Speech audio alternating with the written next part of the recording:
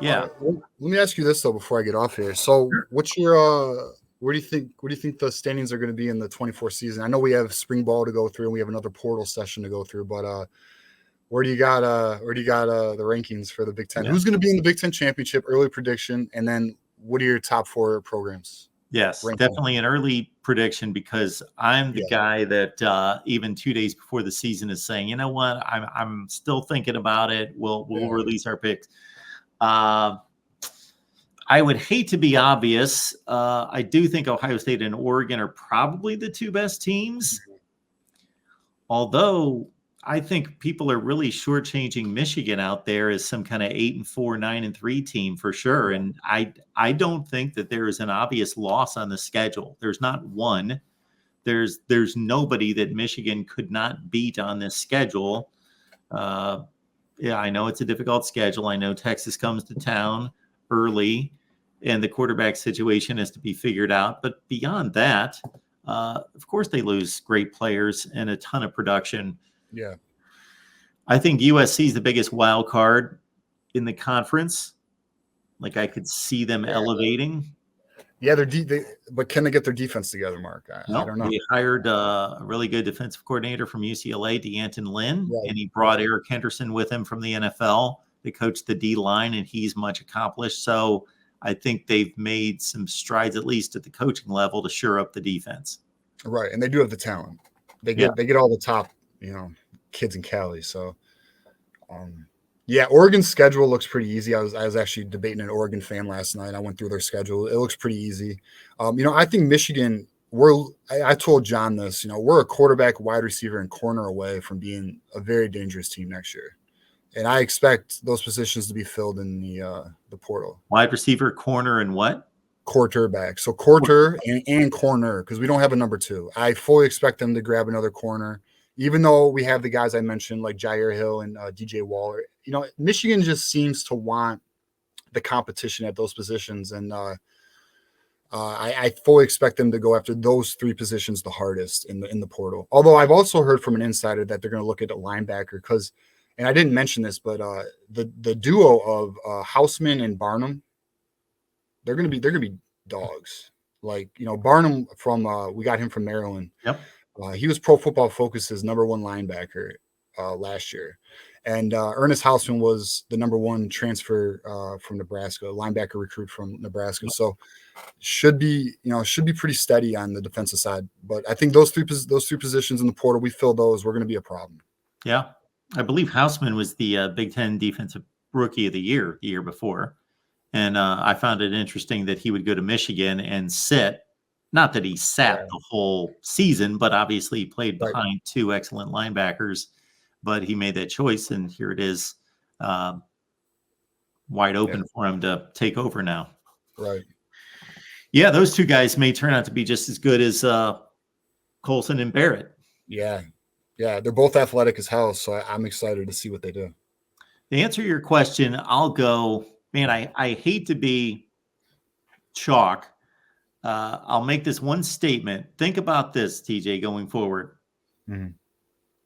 I figured out a few years ago that these preseason publications like Street and Smith and Athlons and the rest of them, they're too conservative with their predictions. They basically move teams like 1 game. I don't know if they do that out of fear that they're going to look stupid if they go out on a limb, but they basically, you can almost take last year's standings and they'll change a game here and there.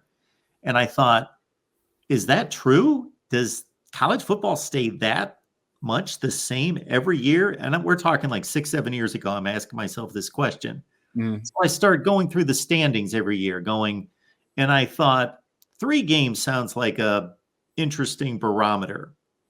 3 games being, that's a significant change to me. If you're 9-3 and then the next year you drop to 6-6, or you're 3-9, you jump to 6-6.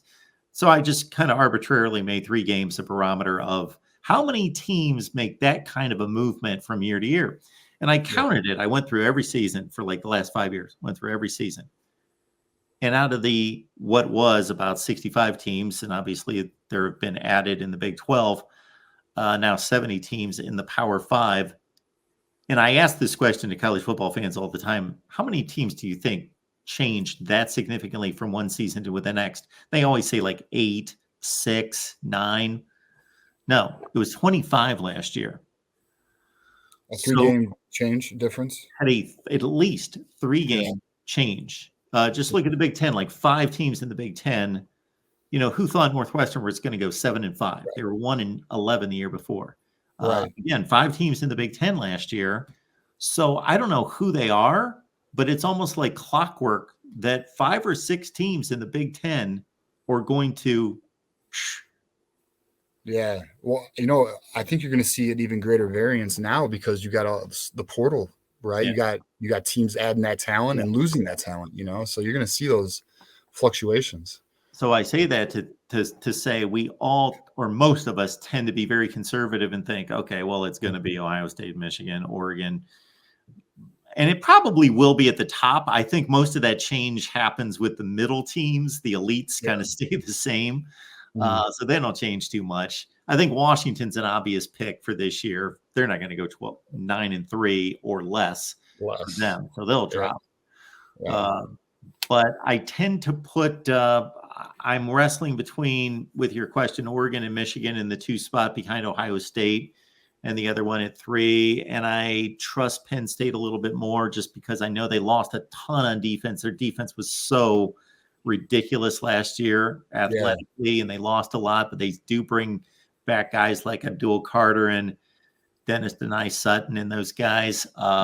And Drew Aller may take off and prove to be the guy that we expect him to be. So I'm going to give them the edge over USC in the 4 spot. Okay. So you have Michigan at 3, Oregon at 2? If we don't take schedules into play and just say who the better teams are, I'm going to keep Michigan at 2. I think that's fair. I would go with you there. Okay. Yeah. I mean, if Michigan could just answer the quarterback question, because we all know how much that's going to affect the reality of next season. So if Alex Orji becomes Jalen Milroe, and I think that's a fairly apt comparison, then Michigan could win the Big Ten. Yes, exactly. Michigan could be very dangerous if they can get that figured out. Very dangerous because they have the talent. A lot of people think, 18 guys are going to the draft, they're going to be depleted, but that's actually not the case. They've developed really well. We have a lot of, we don't lose a lot of guys in the portal, so the classes really stay together. So you still have that, that same line of blue chip ratio we've had. I just think I think Michigan's going to be a team that's going to surprise a lot of people. But I mean, I can understand why people might look down on it outside of being depleted, going to players entering the draft. The schedule is very daunting. But if they can that Texas game is going to be, 1, amazing, but 2 is really going to, tell the tale of what we're going to be looking at for the season. There are so many people across the country, and you probably heard this, that just think Texas is going to come into the big house and just notch a W like it's automatic. I don't understand that. Yeah, I mean, they are bringing back Quinn Ewers, though. Sure. So I can, look, Texas was a good team. I mean, Sarkisian did a great job with them. But, traveling on the road, this is why we love college football. I mean, that's, that matters a lot. So I think them coming here, it being a big game, it's going to be early in the year. And the beautiful thing about early games is there's not a lot of tape, right? So a lot of things can happen. And, I think Michigan's the physicality of that game is really going to be who wins that game. Again, I always go back to who's our quarterback, though, because I'll be honest, as a fan, that is the one question that's bothering the hell out of me, because I don't know how excited to be or like how cautious I need to be right now. And I'll leave it on this, at least from my side, before you get the closing comment. This whole 12-team playoff gives a whole different take on the season. And I'll take it from an Ohio State side, but you could say this for any team that has championship aspirations. Let's say Michigan takes the Big Ten. That's not going to make for a lot of happy people in Columbus and throughout Ohio and elsewhere in the nation that wear scarlet and gray. However, there's a much different opportunity that, okay, you're a 6 seed, you're in the playoff.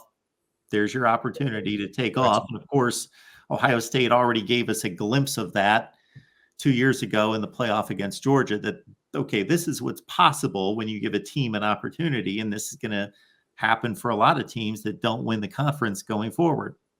Yeah, it's a whole new season, right? And I think also you're going to see for the first time with this 12-team playoff is it's going to be a wake-up call for teams.